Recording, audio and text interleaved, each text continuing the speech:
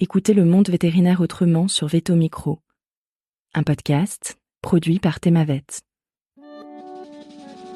Bonjour, je suis Colline Musel, vétérinaire, coach, formatrice et cofondatrice de Wondervet.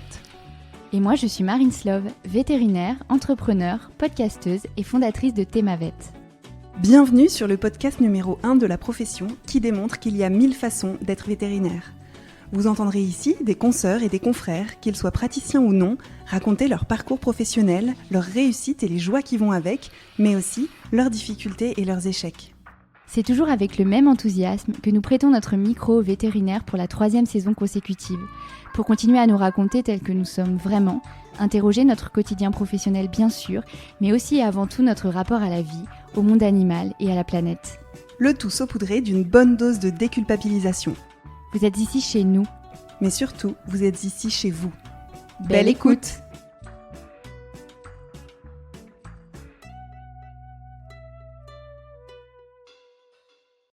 Bonjour à toutes et à tous. J'ai le très grand plaisir aujourd'hui de recevoir Laure Gattel dans le podcast. Salut Laure et bienvenue sur Veto Micro. Coucou Colline et bonjour à toutes et à tous. Merci de me recevoir. Je suis super contente d'être avec vous aujourd'hui. Trop cool. Alors j'ai compté Laure. Ça fait bientôt 18 ans que nos chemins se sont croisés pour la première fois. C'était à l'école vétérinaire de Lyon, puisque toi aussi tu as fait tes études là-bas. T'es ensuite partie faire un internat à Maison-Alfort et à ce moment-là, t'avais déjà une idée bien précise en tête, celle de devenir spécialiste en imagerie. Une fois ton internat terminé, donc tu es logiquement partie faire cette résidence en imagerie et tu es allée à Gand et tu as couplé ta résidence à un PhD. Après avoir obtenu ton board, la niçoise d'origine que tu es a décidé d'arrêter sa grande migration vers le nord et tu es revenue en France pour travailler. Tu as exercé en tant que salariée et en tant que collaboratrice libérale dans différents centres de référé jusqu'en 2023.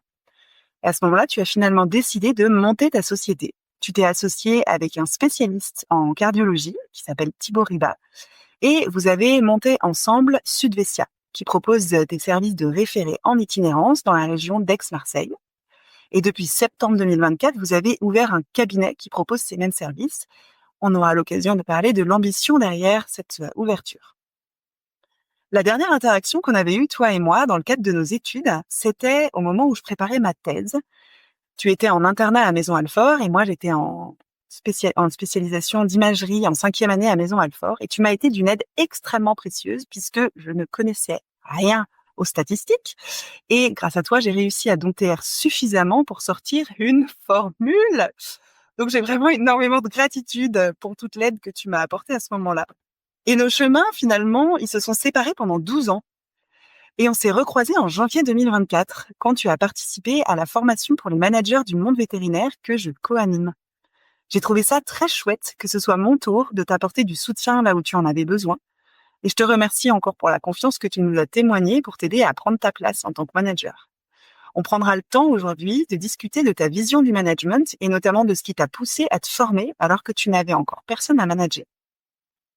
Si j'ai pris le temps de mentionner l'aide que tu m'as apportée pendant ma thèse, alors que toi-même tu étais encore étudiante, c'est parce que ça illustre une des choses à mes yeux qui te représente tellement, c'est ton amour de la pédagogie. Tu adores transmettre et aujourd'hui, tu le fais avec beaucoup d'énergie et d'intensité auprès de personnes qui préparent le board d'imagerie. J'ai envie de terminer cette présentation pas si brève par un élément marquant de ta vie personnelle qui est que tu es en couple depuis maintenant 21 ans. Alors, on verra si aujourd'hui, on a le temps d'aborder ce sujet du couple qui dure et de quels sont vos secrets à toi et à ton amoureux pour qu'aujourd'hui, après 21 ans, vous soyez encore ensemble avec vos 3 chats. Sans plus tarder, on va donc plonger dans ton parcours avec notre première question traditionnelle. Qu'est-ce qui t'a donné envie de devenir vétérinaire ? Alors moi, j'ai la chance d'avoir un papa qui est véto. Et j'ai baigné dans mon enfance dans ce monde vétérinaire. Il avait 2 cliniques véto, il avait 3 autres associés. Et je passais beaucoup de temps avec lui dès que j'avais la possibilité d'aller le voir à la clinique parce qu'il faisait vraiment de gros horaires.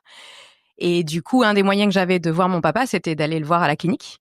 Et c'est bizarre à enfant, mais maintenant je me dis le pauvre, j'adorais quand il était de garde le dimanche parce que ça voulait dire que le dimanche, je pouvais aller voir les animaux hospitalisés et je pouvais aller qu'avec mon papa à la clinique. Et c'était trop cool pour moi. Ça fait partie des super souvenirs de mon enfance avec mon papa, le pauvre quand il était de garde.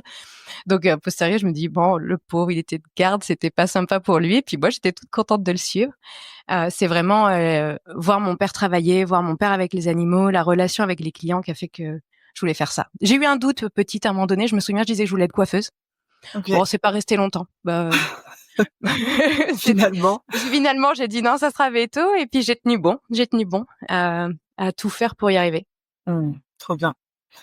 Et je trouve ça amusant que tu dises le pauvre, parce que moi je me dis, en fait, il avait la chance d'être en train de passer un moment avec sa fille qui s'émerveillait, qui trouvait tout trop cool. Je me dis, et quand tu fais une garde et que t'es possiblement fatigué, en train de galérer et pas content d'être là, et que à côté de toi t'as un enfant qui s'émerveille, peut-être ça amène un petit peu de beau au cœur et de temps de qualité avec une personne importante. Il n'y a pas que de la garde, quoi.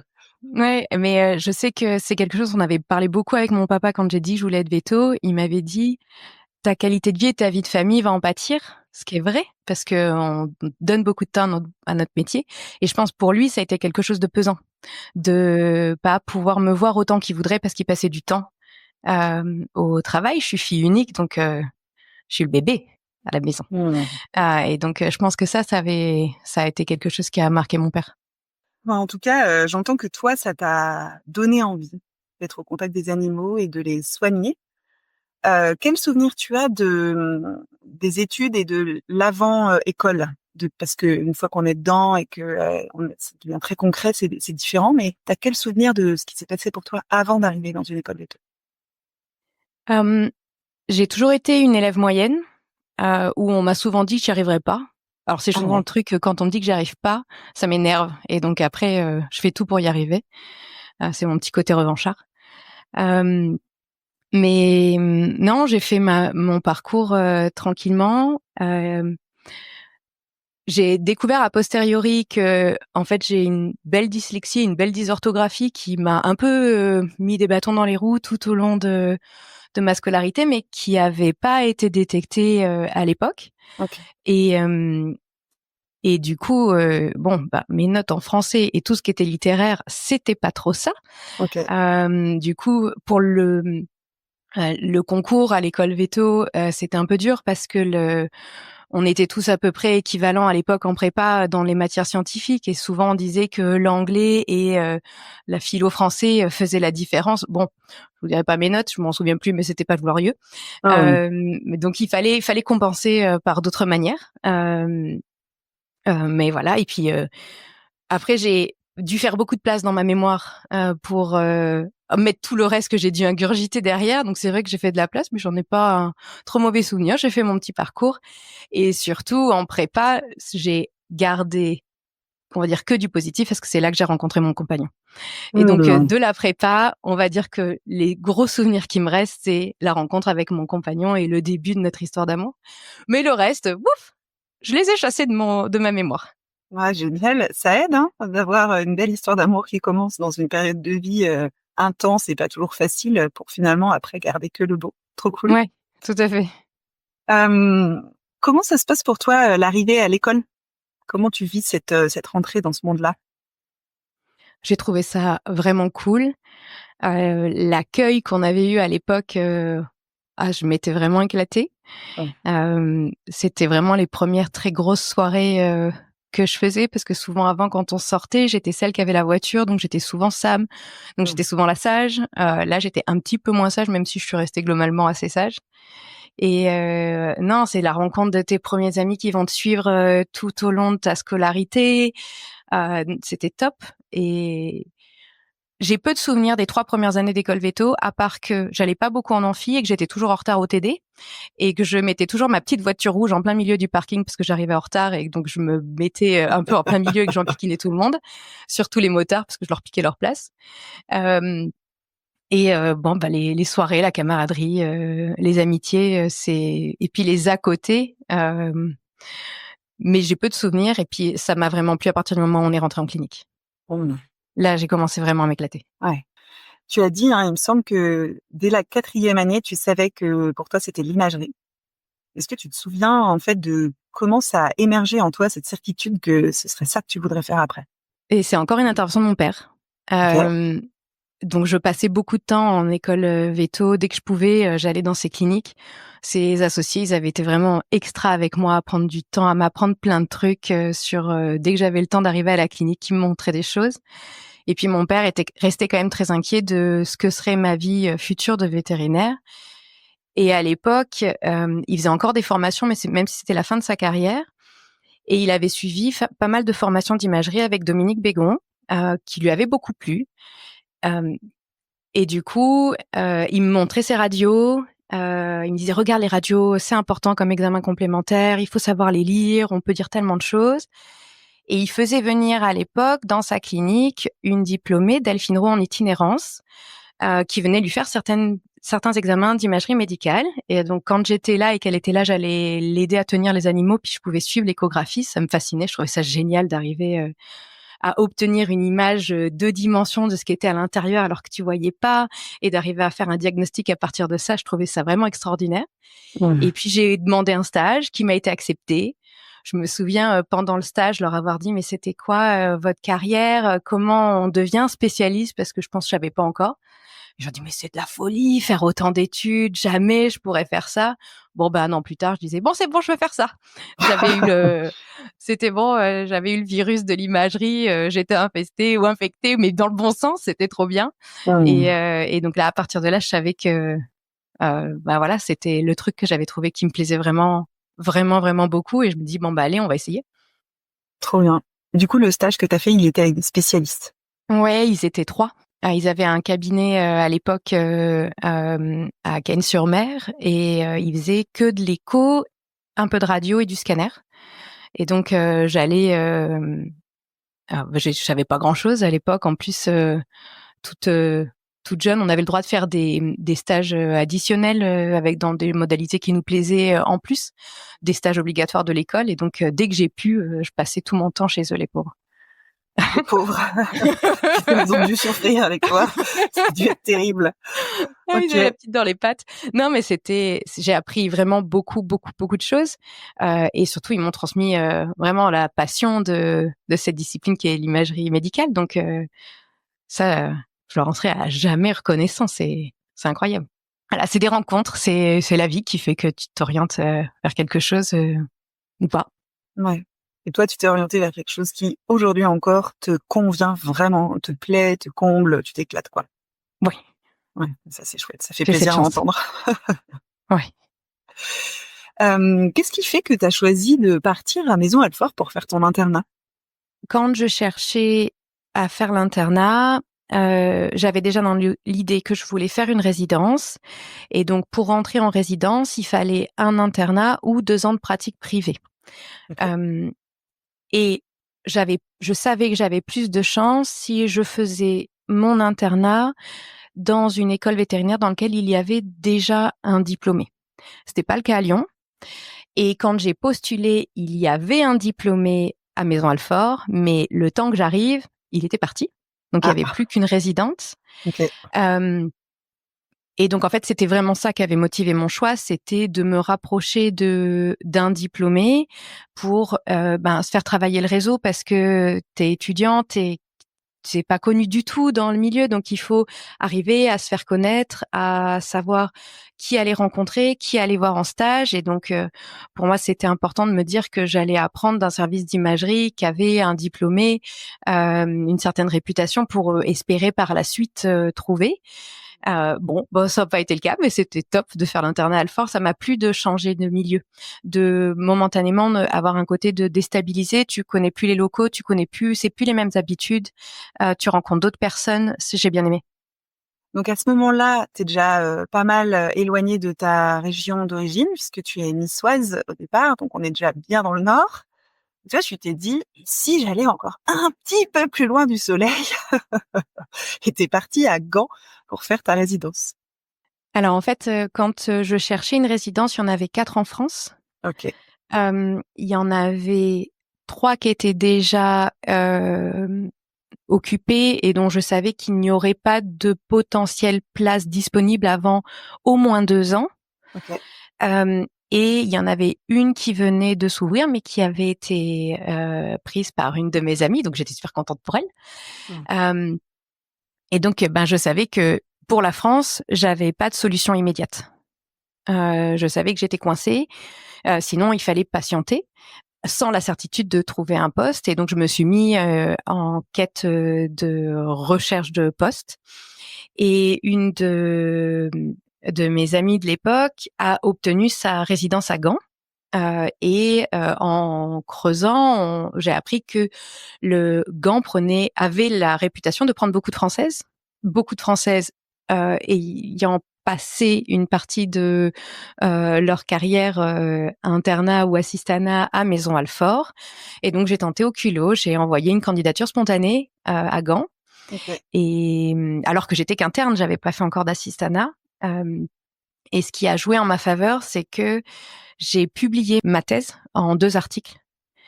Et Gand est une université où il y a beaucoup de recherche. Et donc, d'avoir déjà des articles, je pense qu'a joué beaucoup en ma faveur, parce qu'ils se sont dit, alors, si elle a déjà fait 2 articles, ça va être, elle va nous en publier beaucoup, ce qui n'a pas été le cas. J'ai juste fait mon strict minimum pour mon doctorat. Mais ce qui m'a, je pense, permis d'avoir la place, alors que par rapport aux autres qui arrivaient avant, j'étais beaucoup moins compétente parce que je sortais juste d'internat. J'avais pas encore j'avais un niveau d'imagerie qui était très débutant. Donc, j'ai commencé en faisant un assistanat sur place où je faisais surtout de la radio et de la scintigraphie. C'était là où ils avaient besoin de main-d'œuvre. Et puis, l'année d'après, j'avais suffisamment montré mes preuves et donc la place de résidence, elle a été pour moi.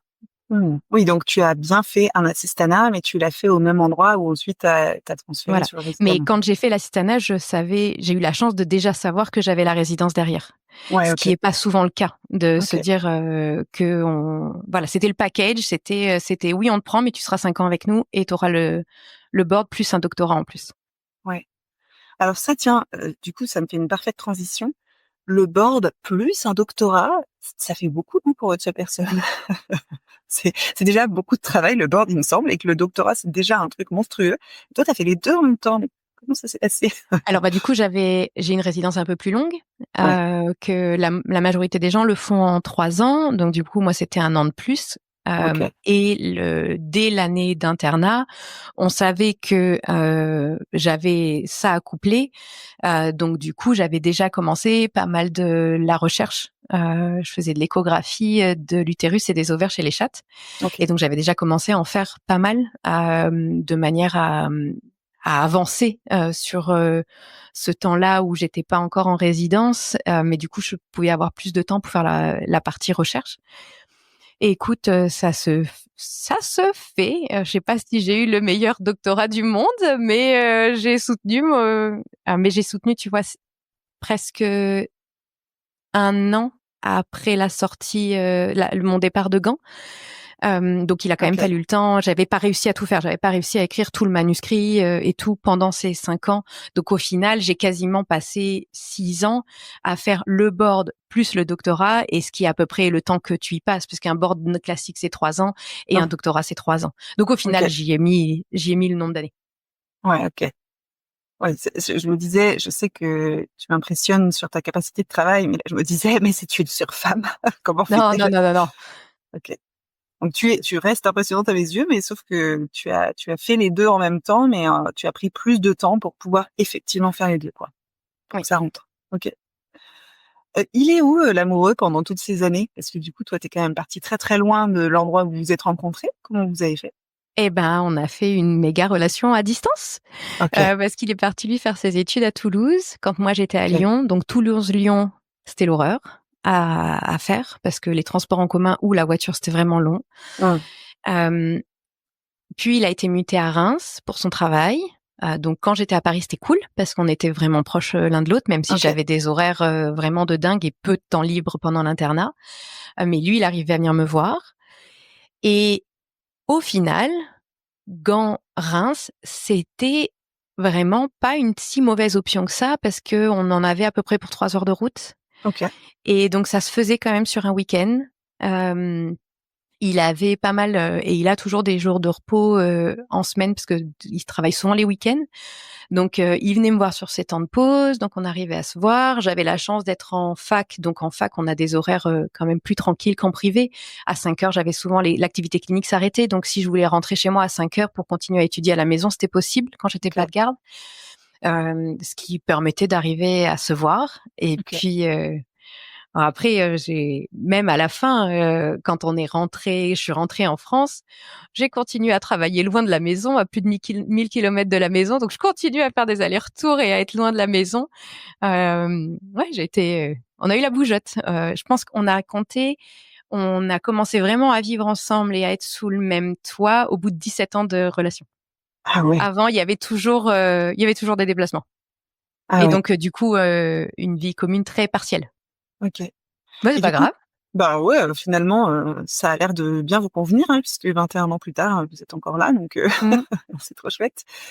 Et tu dis, j'étais encore à 1000 kilomètres de la maison. Tu peux juste nous dire c'était où la maison et t'étais où quand t'étais à 1000 kilomètres? Donc, Comment ça s'est je passé? vivais à Reims et Ok. je travaillais sur la Côte d'Azur. Ok. Donc à ce moment-là, toi, tu étais retourné prendre un peu de soleil et de l'expérience professionnelle, mais dans le sud.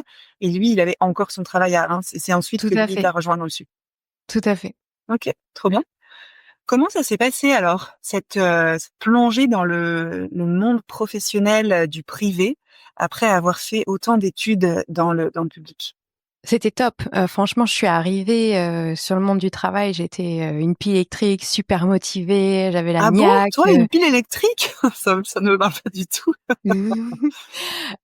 Franchement, j'étais vraiment contente de travailler, vraiment contente de rentrer en France. J'étais pour moi dans l'équipe de mes rêves. C'était vraiment top. En plus, il y avait 2 résidents à former, donc j'étais direct méga investie avec les résidents. Je leur préparais des cas, on avait beaucoup d'interactions. Hem, c'était, heu, c'était vraiment top.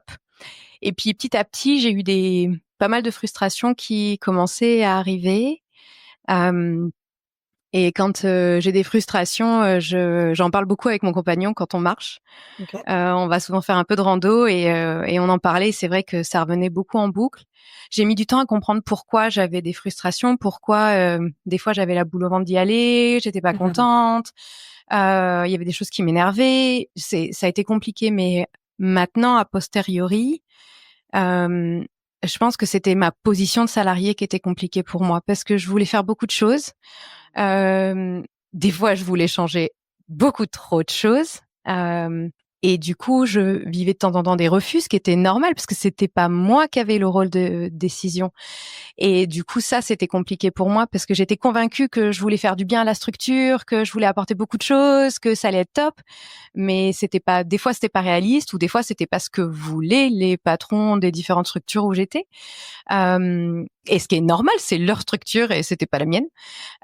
Mais donc, du coup, je pense que c'est vraiment ça qui a fait que mes différentes expériences ont été pour moi un peu plus compliquées et au départ, j'ai mis du temps à le comprendre. Puis à la fin, je le comprenais de plus en plus vite, et donc j'arrêtais de plus en plus vite, ces expériences parce qu'au final, ça m'allait pas et j'étais frustrée. Je devenais un peu plus grognon, Ok. hem et et j'étais pas heureuse d'aller travailler alors que j'adore mon travail.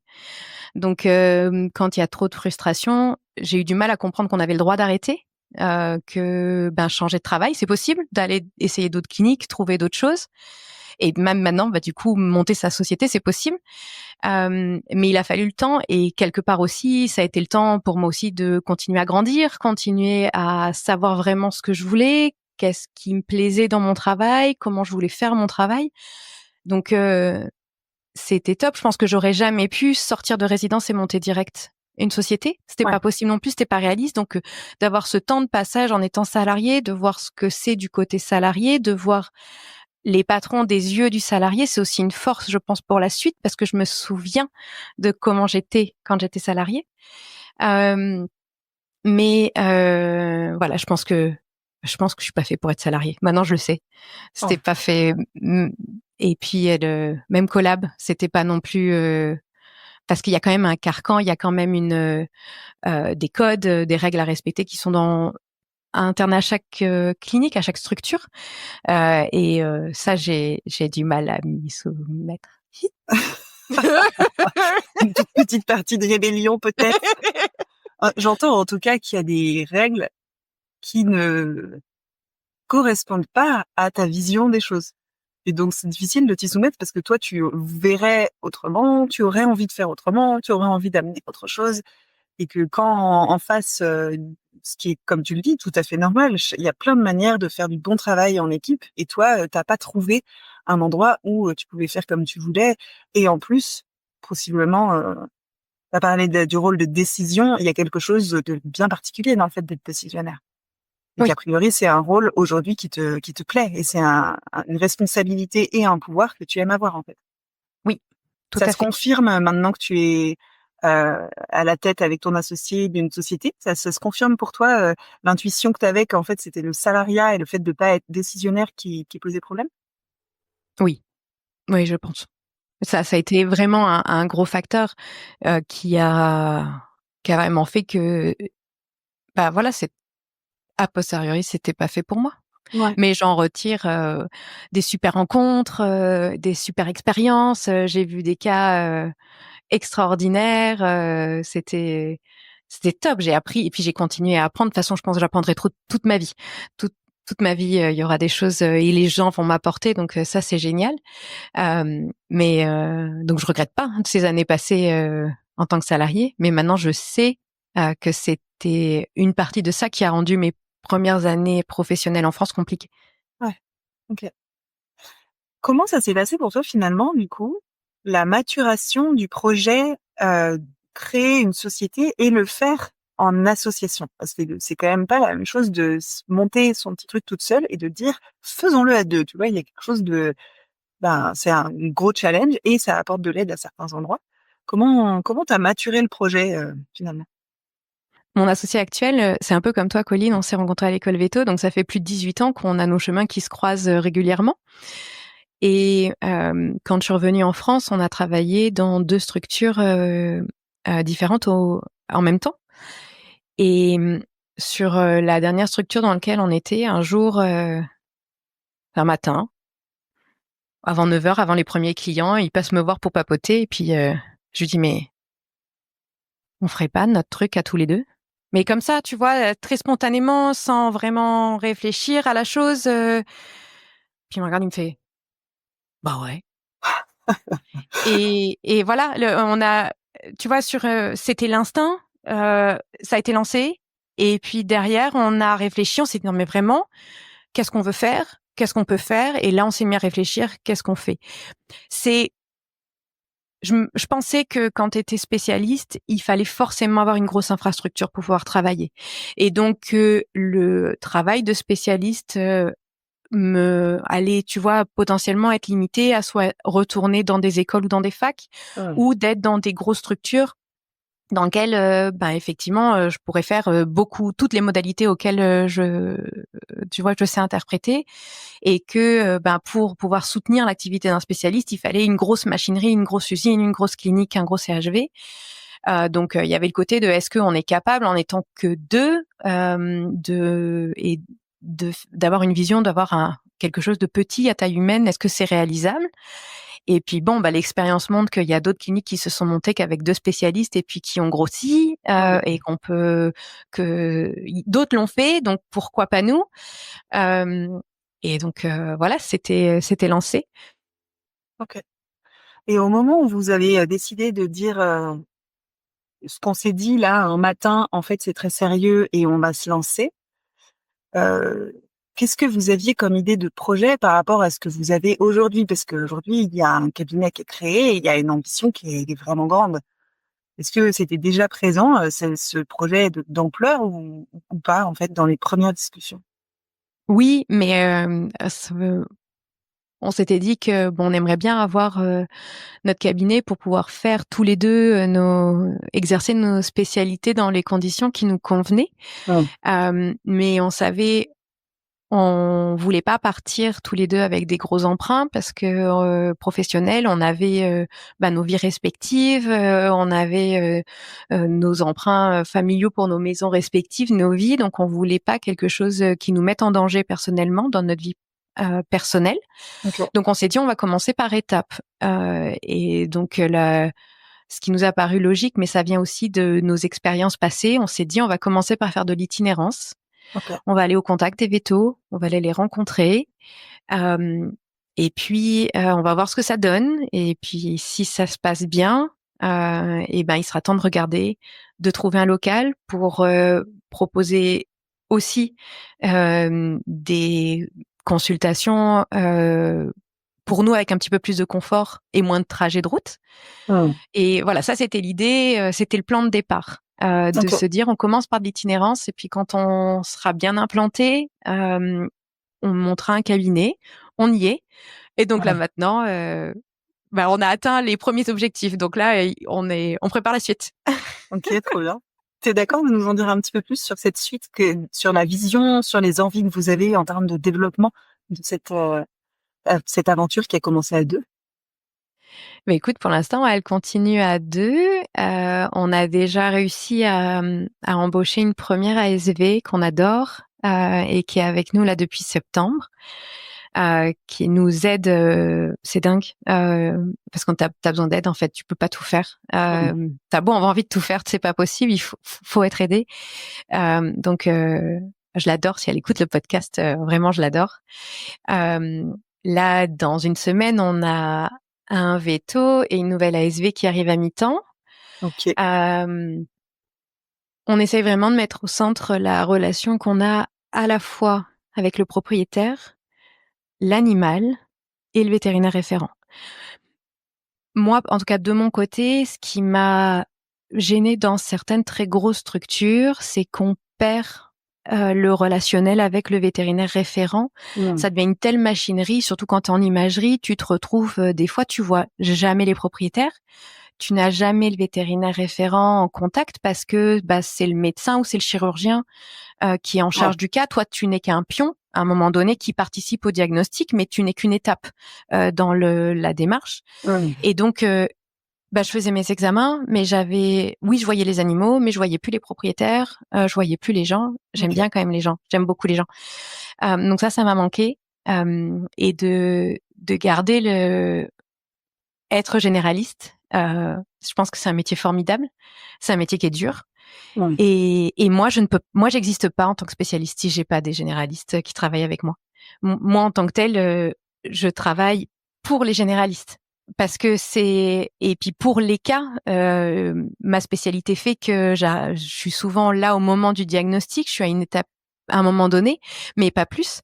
Et il y a besoin de cette interaction. Et ça, je l'avais perdu. Et ça me manquait de pouvoir interagir, pouvoir discuter, échanger avec les vétos. Et puis prendre soin de chouchouter les propriétaires qui arrivent avec leurs animaux. Ils arrivent souvent avec beaucoup d'angoisse parce que ils savent pas ce qu'ont les patients, qu'ont leurs animaux, ils sont pas bien. Et prendre le temps de les écouter, prendre le temps de câliner les animaux qui arrivent. Moi, j'aime bien aller chercher les gens en salle d'attente et la première chose que je fais quand il y a un chien, c'est je m'accroupis et je dis bonjour au chien avant de dire bonjour au maître. Parce que ça va être c'est le manière d'avoir une interaction directe avec l'animal et puis le propriétaire après. Et ça, je peux le faire. Que peut-être j'aurais pu le faire avant, mais je m'autorisais pas forcément à le faire. Mais tu vois, ça me fait plaisir de le faire. Je peux le faire. Trop bien. Donc j'entends, si je reformule comment je le comprends, ce qui vous tient à cœur, c'est de prendre soin des différents liens qui sont créés en fait. Vous avez remis le lien à l'animal et le lien à l'humain, que ce soit le vétérinaire référent ou les propriétaires, vous avez remis ça au cœur de l'activité, en organisant l'activité de manière à ce que vous puissiez vivre ce lien et en profiter. Oui. Ok. Oui. Magnifique. À terme, si tu me décris votre projet dans 10 ans, vous avez coché toutes vos cases. Il y aura probablement de nouveaux projets qui vont venir, vu comme tu fonctionnes. Mais aujourd'hui, c'est quoi le rêve en fait pour vous, pour ce projet-là? Alors c'est pour moi, en tout cas, c'est d'avoir une structure qui reste à taille humaine, Je veux être sûre que je connais toutes les personnes qui vont travailler avec moi, euh, que on garde cette qualité de service auprès des propriétaires et des vétérinaires, que on arrive à garder ça, d'avoir du temps pour eux, et puis oui, pouvoir que toutes les personnes qui viennent travailler chez nous puissent exercer, que ce soit les ASV ou que ce soit les vétérinaires, leur discipline, dans un beau cadre de travail, dans une bonne ambiance et du mieux possible. Ça reste du travail, donc il y a les contraintes liées au travail, ça, il faut le faire, mais que voilà, que ce soit un cadre de travail positif pour les gens. Ok.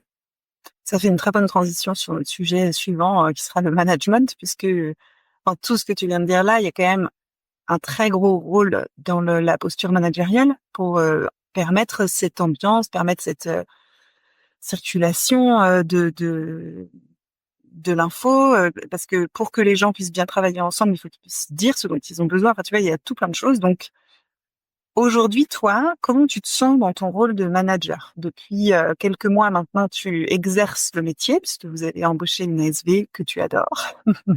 Comment tu vis ce rôle-là déjà? Je le vis bien, mais j'étais très angoissée à l'idée de devenir manager. Parce que, alors à mon époque, je pense qu'on a eu 1 semaine de cours à l'école Veto sur qu'est-ce que c'est qu'une clinique, les différents types de sociétés. Je pense qu'on a eu 2 heures de cours sur les différents types de personnalités pour un peu gérer les clients. C'était vraiment très limité. J'aurais bien aimé apprendre plus déjà à l'école Veto, parce que je pense qu'il y aurait tellement qu'on pourrait transmettre qui aiderait beaucoup de gens un peu en amont, mais c'est pas grave. Et voilà, j'avais vraiment cette angoisse de me dire, mais ok, je sais que j'ai besoin d'être manager, mais je veux être sûre que je le fais bien, parce que je veux pas. J'avais vraiment peur de mettre des gens dans le mal-être dans lequel moi j'ai pu être. Même si je sais qu'une partie de mon mal-être vient de moi et de la posture en fait, j'étais pas à ma place, mais c'était vraiment la peur que j'avais de me dire, attends, je vais être sûre que je vais faire du mieux que je peux pour que les gens soient le mieux possible dans leur travail. Ça, c'était vraiment la grosse angoisse qui s'est montée quand je me suis dit, allez, on monte la société, puis on va pas rester qu'à 2 parce qu'on n'y arrivera pas. Ouais. Et donc, j'ai décidé de me former en management. Parce que je me suis dit, il faut que j'ai de l'aide, il faut que j'ai des gens qui m'apprennent des choses, il faut que j'ai moi, je marche beaucoup, mais ça vient de ma formation en imagerie. Il y a des choses, quand tu connais bien ta physiopathologie, tu sais, t'as telle lésion, t'as tel symptôme, tu vas t'attendre à ça. Et moi, du coup, l'image, elle va être comme ça. Donc, j'ai un peu, pas des recettes, mais il y a des choses qui sont assez codifiées. J'aime bien marcher comme ça en me disant, je m'attends à ça, je vais trouver ça. J'avais besoin de ce genre de choses pour m'aider à gérer et pas me retrouver dans un inconnu total et me retrouver à faire des erreurs. J'ai peur de faire beaucoup d'erreurs, en fait. Ça c'est quelque chose qui m'angoisse terriblement. Donc, je voulais me donner le plus de clés possible pour en faire le moins possible, même si je sais que je vais en faire. Ouais. Avec ce que tu as appris dans ta carrière en tant que salariée, collaboratrice, et puis aussi avec ce que tu as appris en te formant et avec ce que tu as appris là dans tes premiers mois en tant que manager, qu'est-ce que tu as appris sur toi ou juste sur l'humain de manière générale, qui va t'aider le jour où tu feras des erreurs? Comme tu dis, il y en aura forcément. Qu'est-ce qui va t'aider à ce moment-là que tu as appris? Je pense que beaucoup de choses là que j'ai appris, c'est d'être capable de vraiment communiquer et d'être capable de dire quand ça va et quand ça va pas. C'est des choses que je savais pas forcément faire. Et j'essaye, tu vois, de l'appliquer et de vraiment avoir le côté de réfléchir aux situations. Est-ce que ça m'a plu? Est-ce que ça m'a pas plu? J'ai eu un inconfort. De demander à l'autre, pour l'instant les seuls. Donc, comment ça s'est passé? Qu'est-ce qui a été? Qu'est-ce qui a pas été? On essaye de faire beaucoup de feedback sur les journées. On essaie vraiment de discuter comment ça va, comment ça se passe. Et de manière à avancer. On a déjà eu là des clients mécontents. Essayer de pas juste ignorer et de mettre des œillères, mais d'aller discuter, d'aller parler, d'aller écouter l'autre. Voilà, je me dis que, et ce que je vais essayer de faire, c'est de rester à l'écoute de l'autre. Je pourrais pas répondre à tout et je pourrais pas toujours satisfaire l'autre, mais au moins d'essayer d'être à l'écoute pour essayer de trouver au moins une situation de compromis qui peut convenir aux deux quand c'est possible, et puis sinon de savoir pourquoi ça va pas. Donc voilà, c'est ça où j'essaye de garder cette optique-là. En gros, ce que tu dis, il me semble, c'est que une des manières de prendre soin, que ce soit pour limiter le risque d'apparition d'erreur ou que s'il y a une erreur avec toutes les définitions possibles, surtout en management, sachant que c'est de l'humain, qu'est-ce qui est une erreur, qu'est-ce qui n'en est pas, c'est la communication. C'est venir dire comment t'as vécu, voilà comment moi j'ai vécu, qu'est-ce qu'on en fait, qu'est-ce qui nous convient dans ce qu'on fait, qu'est-ce qui ne nous convient pas, et ça peut prendre du temps. Il y a des personnes pour qui réussir à conscientiser qu'est-ce qui ne me convient pas dans l'interaction pour pouvoir le dire, pour qu'ensuite ça puisse éventuellement être fait différemment, ça demande du job aussi à la personne qui est managée. Parce que il y a vraiment une conscientisation nécessaire dans la manière dont tu m'as parlé. Qu'est-ce qui a été source pour moi, par exemple, d'agacement, ou qu'est-ce qui a pour moi été source de stress. Bah, en fait, c'est pas si facile que ça de mettre le doigt dessus, et une communication régulière et régulièrement à mettre en fait les gens dans la responsabilité de se poser la question parce que c'est à leur service, ça a vachement de sens. Et j'entends que toi, déjà dans ta démarche, si je comprends bien là en tant que manager, tu as cette intention de communiquer régulièrement, vraiment, et pas uniquement, «Alors ça va? Oui, oui, ça va». On prend le temps de se regarder un peu plus dans le détail. «Tiens, aujourd'hui, il s'est passé ça. Comment tu l'as vécu? Ah OK, moi je l'ai vécu comme ça, du coup, qu'est-ce qu'on en fait?» Ça, c'est des habitudes qui vont rendre les moments de conversation sur des sujets potentiellement plus tendus vachement plus faciles, parce que vous savez faire et vous savez que vous savez parler, en fait. Mais tu vois, quelque chose que je faisais, et à tort, hein, quand j'étais salariée, c'était quand il y avait quelque chose qui me contrariait, je me demandais est-ce que ça me contrarie suffisamment pour en parler, Mmh. ou est-ce que je le garde pour moi et je passe l'éponge, c'est pas grave. Et ça, je pense que c'est pas un bon truc à faire, parce que la personne en face de toi, elle sait pas que il y a des situations qui le contrarient, même si parce que du coup je le disais pas, et donc en fait moi j'ai atteint à un moment donné une saturation, mais sauf que les personnes pouvaient pas forcément le savoir parce que j'avais pas dit avant qu'il y avait des choses qui me plaisaient pas, parce que j'estimais que bon allez c'est pas grave. Euh, et ça c'est fait partie des erreurs de ma part. J'ai pas dit quand il y avait des choses qui m'allaient peut-être pas. Parce que aussi j'ai une grosse peur du conflit, donc j'essaie d'éviter le conflit, mais on est beaucoup à faire ça. C'est pas facile d'aller dire à quelqu'un d'autre ça me va pas. Je suis vite en plus émotionnelle, à pleurer, à me mettre dans des états pas possibles, donc c'est pas toujours facile d'arriver à ces discussions, d'être capable de dire quand quelque chose ne va pas, parce que ça fait remonter beaucoup de choses. Donc du coup je le faisais pas. Et donc j'intériorisais beaucoup. Mon pauvre compagnon, c'est vers lui que j'extériorisais, mais c'est reste pas c'est dans le monde personnel et c'est plus dans le monde du travail. Donc c'était ma soupape, mais ça, voilà, c'est d'être capable de dire et de laisser l'opportunité à la personne d'être sûre quand euh, d'essayer de déceler, ah il y a un petit plissement d'œil là, où il y a un petit air un petit peu plus grognon, ça veut dire qu'il y a quelque chose qui va pas. Est-ce que je vais pas aller aussi moi lui demander pour lui dire en fait c'est quoi là qui ne va pas, est-ce que on en parle, est-ce qu'on peut faire quelque chose. Voilà, ça j'essaie d'être attentive à ça, et je sais que si je veux arriver à l'être et à l'être au long terme, il faut que j'ai une équipe qui reste à taille humaine, parce que sinon je pourrais pas le faire. Sinon il faut que je trouve des gens qui m'aident à le faire et qui soient comme moi. Oui. Oui, parce que il peut y avoir une équipe de managers, managée par une manager. Enfin après, ça devient un niveau de complexité différent, mais ça se fait dans beaucoup d'entreprises et c'est tout à fait possible, même avec des styles et des personnalités très différents. T'as dit quelque chose là que je trouvais hyper intéressant, enfin qui me donnait envie de rebondir sur l'idée qui est sous-jacente selon moi, c'est que tout ce que tu mets en place aujourd'hui dans la communication, ça participe à créer une culture dans l'entreprise qui est, on peut se dire. On peut se dire les choses parce que, mine de rien, selon l'éducation qu'on a reçue, selon la vie qu'on a eue, ce qu'on a appris à l'école et ce qu'on a appris après dans ses premières expériences professionnelles, bah, c'est pas forcément si facile que ça de se dire qu'on a le droit de nommer à un ou une supérieure hiérarchique ce qui ne va pas.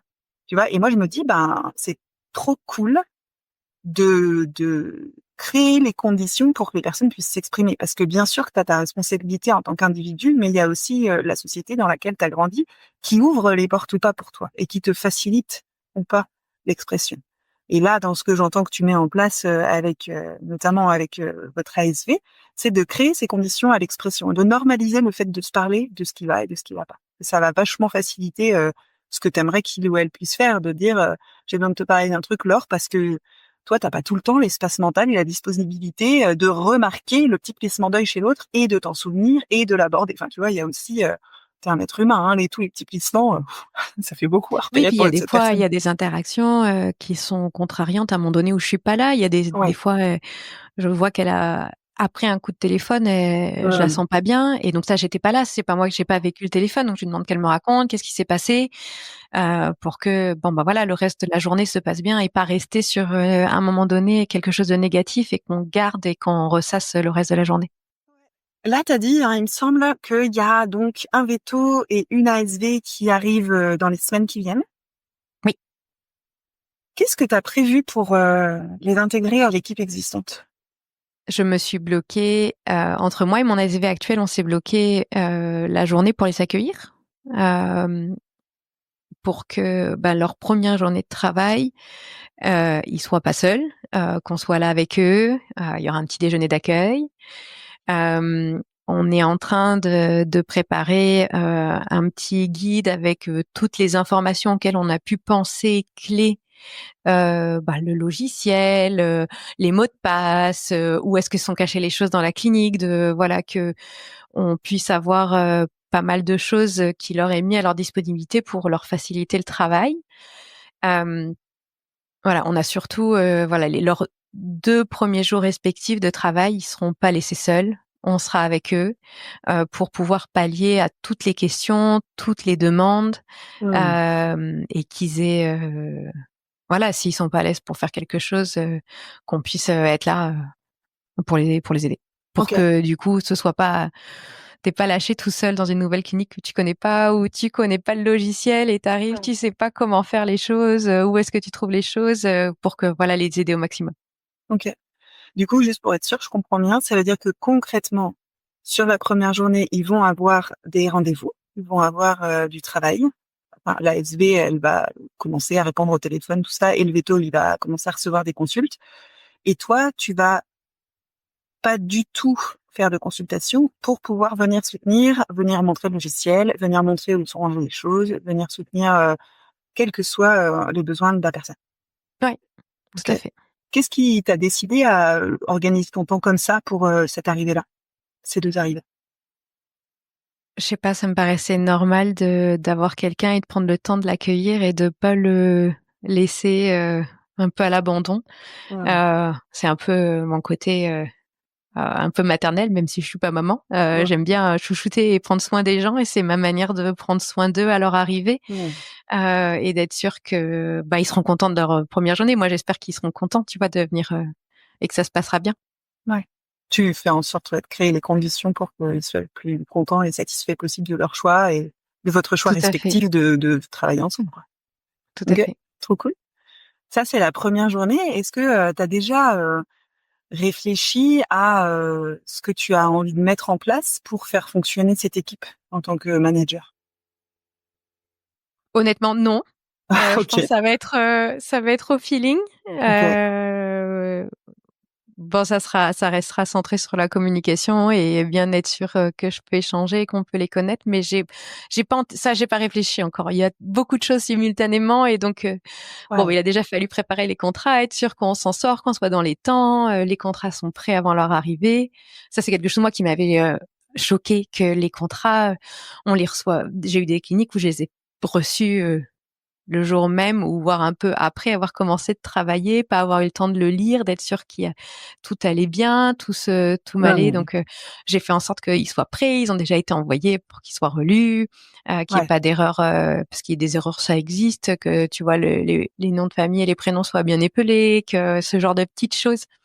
Donc, Non, pour le reste, le futur de comment toute l'équipe va gérer ensemble, j'ai pas anticipé comment j'allais faire ça. Ça sera au feeling. Ouais. Mais j'entends que tu as aussi quand même des idées, des grandes lignes sur ce qui te semble important et que tu vas trouver les process pour le faire, et que les grandes idées de ce que tu veux faire vite dans cette structure, elles sont là et finalement c'est la base la plus importante, quoi. Après le comment, effectivement, ça se fera, je crois. Trop bien. Je serais curieuse que tu nous en dises un petit peu plus sur cet amour que tu as de la pédagogie. D'où ça te vient, ce kiff de la transmission et notamment là dans l'accompagnement des personnes qui préparent, enfin, de certaines personnes qui préparent leur board d'imagerie. Alors, je pense que là, pour le coup, c'est transmis par ma mère. Ok. Parce que ma maman a eu une carrière où elle était à la fois prof de maths et prof de danse classique. Bon. Et donc, j'ai vu ma mère enseigner. J'étais à ses cours de danse jusqu'à ce que je parte de la maison, que je parte de Nice. Et puis, elle donnait beaucoup de cours particuliers à la maison. Donc, je la voyais donner les cours. Donc, donner des cours, transmettre, apprendre, répéter les choses, montrer pour que ce soit fait. Je pense que c'est vraiment transmis par ma maman. C'est vraiment elle qui m'a montré ce côté-là. Et c'est vrai que très vite, c'est quelque chose qui m'a plu. Quand j'étais ado, je faisais de l'équitation et dans un centre où j'aidais beaucoup les gérants, j'amenais les gens en balade. Quand il y avait des plus jeunes, on faisait des sessions où s'entraîner, on pratiquait dans la carrière et c'était souvent quand j'avais le temps de les aider, j'allais aider. C'est quelque chose d'assez naturel. D'accord. Et je sais qu'à l'école Veto, moi j'étais dans le groupe, j'étais dans plein de trucs, j'étais dans la vague junior, on a fait plein de trucs. C'est toujours être à échanger parce que pour moi, apprendre des autres et pas tout seul dans son coin avec un livre, ça a pas de prix. Je trouve que l'échange avec l'autre et apprendre d'autrui, c'est ce qui pour moi marche le mieux que par rapport à quand j'apprends toute seule. C'est les choses qui m'ont le plus marqué, c'est quand quelqu'un me l'a appris. Ça, je pense, ça vient de mon mode de fonctionnement interne, tu vois. Mais du coup, ça me fait plaisir d'essayer de faire la même chose. Donc, l'autre point aussi, c'est que j'ai eu une résidence dans laquelle on était beaucoup de résidents, peu encadrés. Et en fait, on s'encadrait les uns les autres. C'était les résidents des années supérieures qui venaient aider les résidents les plus jeunes. Okay. Et donc, tu vois, même tout au long de mon parcours, je suis arrivée résidente. J'aidais les étudiants et un peu les internes. Et à la fin, quand je suis arrivée en dernière année de résidence, j'aidais tout le monde. Et ça, c'était dans la culture du travail pendant cette résidence. C'était ce qui nous était demandé et on savait que c'était ce qu'il fallait faire. Et je pense que l'air de rien, quand tu passes 5 ans à faire ça, et donc ça fait partie des habitudes qu'on te demande d'avoir, ça devient après un peu naturel, tu vois, de devoir le faire. Et puis, partager. Des fois, je m'excite vraiment sur une image. Je trouve que le cas, il est extraordinaire. C'est des fois un peu intense. J'aime bien partager, tu vois, quand j'ai vu vraiment une image que je trouve magnifique ou un cas où j'ai appris quelque chose. J'ai vu quelque chose qui m'a surpris, qui m'a déstabilisé. Ça, je veux le partager. Je veux surtout le montrer et dire, regardez ça. Est-ce que vous avez déjà vu Si oui, tant mieux. Et puis sinon, regardez, maintenant vous le savez. Voilà, ça me plaît. T'as un Vraiment. souvenir en particulier d'un truc comme ça, parmi tout ce que t'as vu d'extraordinaire, un de ces trucs que t'avais vraiment envie de partager et de montrer? T'en as un à nous raconter? Mais c'est plutôt dans l'inverse. Ok. Pendant ma Ouais. résidence, il y a un chien, je lui fais une écho-abdo. Je lui trouve une drôle de masse cavitaire, digestive, qui semblait faire comme un gros diverticule dans le petit intestin de souvenir. On discute avec du coup la chirurgienne bordée qui vient me voir. T'es sûre de toi alors? Oui. T'es sûre que si je vais en chir, je peux le retirer? Là, tu commences un peu à paniquer. Ouais. Oui, je crois. Tu crois ou t'es sûre? Bon. Puis là, on commence à évaluer quelles sont les hypothèses. Donc, je vais faire un peu de littérature. Je trouve des trucs, quand tu cherches, tu trouves des trucs un peu farfelus. Donc, bon. Et puis, elle m'a appelée pendant la chire pour me montrer. Viens voir à quoi ressemble la lésion que tu as vue. Alors, je me souviens plus ce que c'était, mais tu vois, c'était le côté de... J'avais vu quelque chose, elle a décidé de me le montrer d'une autre manière et dans le but de faire progresser, pas pour avoir un côté répressif ou punitif de tu m'as mis dans galère là, j'en chie pendant la chirurgie. Je me souviens plus si c'était compliqué ou pas, mais c'était vraiment le côté de viens voir à quoi ressemblait la lésion que tu as vue. Ça t'avais bien vu, ça tu l'avais moins vu. Pourquoi tu l'as moins vu? Et ça fait progresser. Et cet échange pour moi il est vraiment important et il est primordial. Trop cool. Merci beaucoup de nous raconter ça. Moi, j'adore ce genre d'anecdotes sur la médecine et sur des cas, des trucs un peu fous comme ça. Je trouve ça passionnant. Est-ce que tu aurais quelque chose que tu aurais envie de nous partager sur ce qui fait qu'aujourd'hui, après 17 ans de vie séparée, souvent par une grande distance, etc., que tu sois maintenant proche de ton amoureux. D'ailleurs, on n'a même pas son prénom pour l'instant, mais peut-être que tu vas nous le dévoiler. Est-ce que tu aurais quelque chose dans ce sujet-là que tu te sentirais à l'aise de partager avec les auditeurs et les auditrices du podcast sur qu'est-ce qui fait qu'aujourd'hui, ce couple, il est encore là et qu'il vous convient et qu'il tient la route? Alors, ce compagnon s'appelle Guillaume. Bonjour Guillaume. Je sais pas, pour moi, c'est mon amoureux, c'est mon meilleur ami, c'est... je me verrais pas vivre sans lui, tu vois, il partage tout. Tout ce que je fais, même si on a été à distance, bon, je reste bavarde, donc le pauvre, il m'avait longtemps au téléphone. Donc même si on était à distance, on était à s'appeler longtemps le soir, à discuter, se raconter nos journées, comment ça s'est passé, pour même si on n'était pas là, avoir quand même du lien et créer du lien, être impliqué dans la vie de l'autre. Savoir ce qui se passe dans la vie de l'autre, c'est important. On est au final deux personnes assez différentes, que ce soit dans notre travail, parce que mon compagnon n'est pas vétérinaire, mais on sait respecter l'autre et laisser du temps à l'autre pour faire ce qu'il aime faire, et qu'on n'est pas obligé de tout faire ensemble, même si on fait quand même beaucoup de choses ensemble, mais on n'est pas obligé de tout faire ensemble. Avec le temps, on a appris, tu vois, à faire des choses qu'on aime faire ensemble. On aime bien aller randonner, on aime bien aller marcher en forêt, dans la nature. Donc ça, dès qu'on peut le faire, on le fait. À un moment donné, on voyageait pas mal. Depuis le Covid, on a bien ralenti, mais on aimait bien voyager, aller découvrir des choses ensemble, partir un peu à l'aventure. Et puis, on se parle. En fait, la communication, elle est vraiment présente dans mon couple. On se dit les choses. On se dit quand ça va pas, on se dit quand ça va. On se laisse bouder quand on a besoin de bouder. Et on dit non, on boude encore. On fait pas la paix. Et ouais, je pense qu'en fait, j'ai un couple où on parle beaucoup. Et je pense que ça, c'est notre force. On se dit les choses. J'adore on se laisse bouder. Je crois que c'est une pratique largement sous-évaluée. Et c'est vrai dans le couple et c'est vrai aussi dans le milieu professionnel. Mais chacun sa temporalité, en fait. Il y a des personnes, quand on leur fait une remarque, elles ont un temps de digestion qui va ressembler ou qui va peut-être être complètement de la bouderie, et c'est pas grave.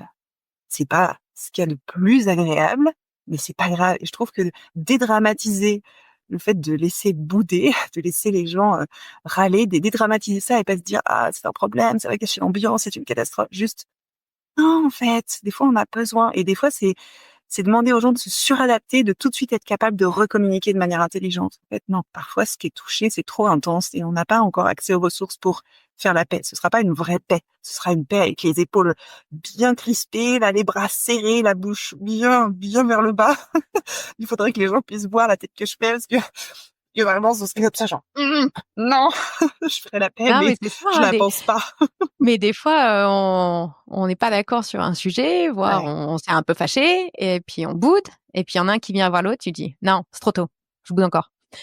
Et puis au bout d'un moment, il y en a un autre qui revient, la main tendue, allez, on fait la paix. Et puis c'est bon, c'est reparti. Mais on laisse le temps, on laisse chacun notre temps de quand tu peux pas être parfait. Des fois, tu fais des maladresses, tu dis des choses, t'as pas voulu, mais t'as blessé l'autre. J'ai tendance à être un peu la reine du passif-agressif. Donc des fois, il me dit, tu te rends compte à ce que tu m'as dit? Mais je voulais pas le dire comme ça. Oui, bon, c'est trop tard, c'est dit passif-agressif. Donc voilà, il faut le temps de se dire, non, vraiment là, ouais, non, bon allez. Hop, et on communique. Ouais, j'adore.